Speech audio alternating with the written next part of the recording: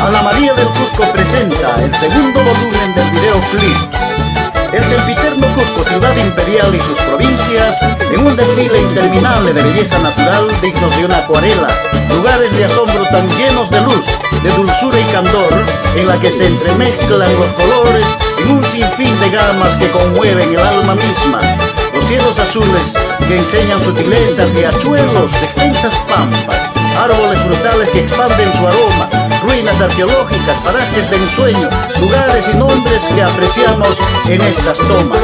Tipón, Oropesa, Luque, Camincuncat, Hurtos, Marcaconga, Sangarará, Copía, Pomacancha, Pomayo, Sicuani, San Pablo, Compampata, Checaputre, Pitumarca, Maras, Ollantaytambo, Urubamba, Yucay, Guayucari, Illarumillo, Ancahuasi, Escuchaca, Pucyura, muestran su belleza como queriendo competir en la preferencia del público. Aceptemos este obsequio de amor y trabajo y disfrutemos de la belleza de estos hermosos paisajes. Yo mismo seré testigo, testigo de su matrimonio.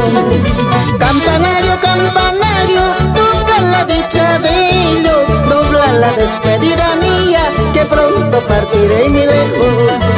Campanario, campanario, toca la dicha de ellos, dobla la despedida mía, que pronto partiré muy lejos.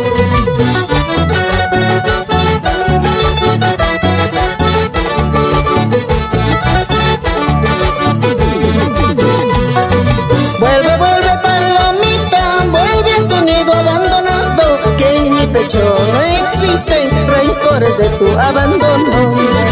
Vuelve, vuelve palomita, vuelve a tu nido abandonado, que en mi pecho no existen rencores de tu abandono.